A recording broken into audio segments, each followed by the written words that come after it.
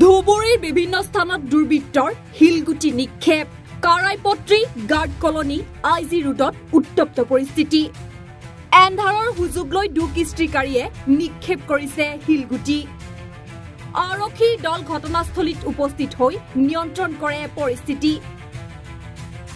নিশা বিভিন্ন স্থানত ৰাইজৰ মাজত হুৱাদুৱা পৰিস্থিতি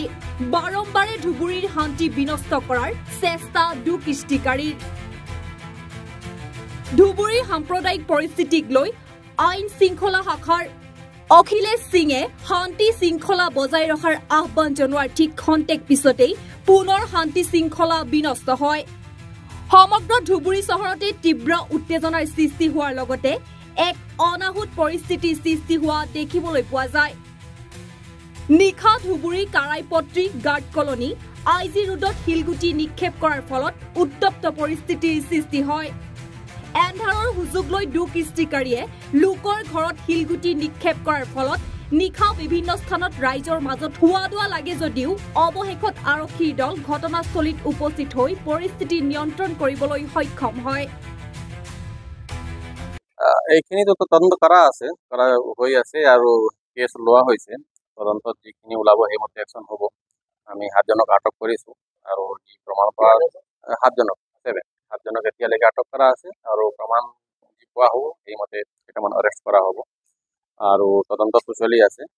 সেইখিনিতো ইনভেষ্টিগেশ্যনত কথা আৰু তাৰ উপৰিও এতিয়া মই ধুবুৰী টাউনটো পৰিদৰ্শন কৰিলোঁ আমাৰ ডিআইজি সাহেব এছপি সাহেব ডিচি সাহেবৰ লগত আছিলে তো এতিয়া যথেষ্টখিনি পৰিৱেশটো ভাল হৈছে আৰু পিছ কমিটি গঠন কৰা হৈছে তেওঁলোকৰ যোৱা পৰহিও মিটিং হ'ল যোৱা কালিও তেওঁলোকে কাম কৰিছে আৰু এতিয়া পৰিৱেশটো যথেষ্ট উন্নত হৈছে আমি সেইটোৱে মানে চবক অনুৰোধ জনাম যে পৰিৱেশটো ভালকৈ ৰাখি আৰু নৰ্মেলচিটো ভাল ৰাখক আজি টাউনো খুলিছে বজাৰ দোকান খোলা আছে তো তেনেকুৱা নৰ্মেলচি আহক সেইটোৱে আমি চবক অনুৰোধ জনাম স্যাৰ প্ৰথমত যেটো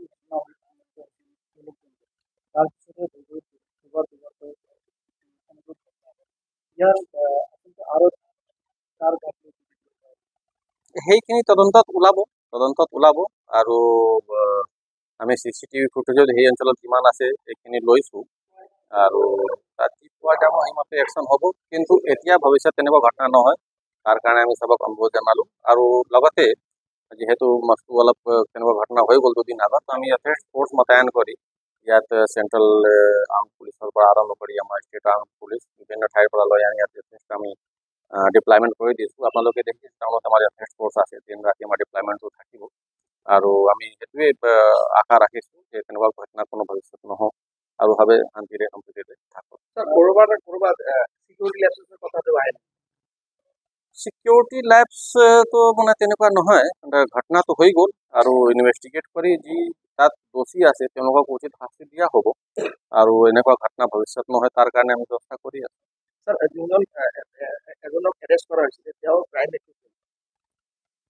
ক্ৰাইম একিউড এতিয়াতো অলপ প্ৰিমেচিয়ৰ হ'ব কোৱাটো আৰু আমি কোৰ্টত প্ৰডিউচ কৰিম তেতিয়া কি এভিডেঞ্চ আমি পাইছোঁ এইটো জনাম স্যাৰ এতিয়া দেখা গৈছে যে সোশ্যাল মিডিয়াত বিভিন্ন ধৰণৰ এই ধৰণৰ মানে কমেণ্টবিলাক চলি আছে বা উৰা বাতৰি চলি আছে এইটো যদি পাষ্ট হিষ্ট্ৰী তুমি চাই 2012 চনতে একে ঘটনা ঘটিছিলে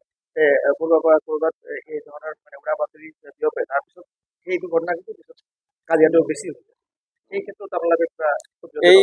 বিশেষ ৰূপে এইটো সোশ্যাল মিডিয়াত বহুতখিনি পোষ্ট তেনেকুৱা আমাৰো চাপোৰ্ট কৰিছে তো এইখিনিৰ ওপৰত আমি একশ্যনটো লৈ আছোঁ আৰু আমি সেইটোৱে মানে তেনেকুৱা দেখিছোঁ মানে মানুহে ঘৰৰ ভিতৰত বহি যি ইচ্ছা সেইটোৱে লিখি দি আছে বাহিৰততো মানে পৰিৱেশ ঠিকেই আছে কিন্তু ঘৰত বহি আৰামত নিজৰ মোবাইল লৈ পেলাই যি ইচ্ছা তেনেকুৱা লিখি দিয়ে কোনো দায়িত্ব তেনেকুৱা নলোৱাকৈ তো আমি সেইটোৱে অনুৰোধ জনাম চবক আৰু নতুন প্ৰজন্ম যি আছে তেওঁলোকৰ গাৰ্জিয়ানসকলক আমি অনুৰোধ জনাম তেওঁলোকে অলপ চাওক বাচ্চাবিলাক কি লিখি আছে আৰু অদৰকাৰী সেইবিলাক উত্তেজক পোষ্ট দিব নালাগে আৰু যদি কোনোবা তেনেকুৱা দিয়ে যাৰ ফলস্বৰূপ কিবা অঘটন হয় আমি ষ্ট্ৰিক্ট একশ্যন লওঁ এই যে 7জন 5জনক এপ্ৰিয়েণ্ট কৰা এই লোকসকলক কিয় লগত জড়িত এই সংক্ৰান্ত যি কেছ আমাৰ ৰেজিষ্টাৰ হৈছে তাতে তেওঁলোকৰ প্ৰিলিমিনাৰী এতিয়া কিবা এটা পাই তেওঁলোকক তেনেকুৱা আটক কৰা আছে আৰু বাকী ইনভেষ্টিগেশ্যনত যি ৰিপৰ্ট হ'ব তেওঁলোকে আপোনাৰ দুটা ঘটনা হৈছে এটা ছ'চিয়েল মিডিয়াত পষ্ট কৰা আৰু এটা কোনটো লগত জড়িত এই সোশ্যাল মিডিয়া ঘটনা তেতিয়ালৈকে আমি অরেস্ট কৰা নাই কোনো তো আগৰ যি ঘটনা হৈছে সেইটোতে আছে নহয়, এইটো আৰু নহয়। সোশ্যাল মিডিয়াত যদি কিবা তেনেকুৱা উত্তেজিত ওলাই আছে তো আমি ৰাইজক এইটো অনুৰোধ জনাম আমাৰ চকুত এইটো লৈ আনা তেওঁলোকে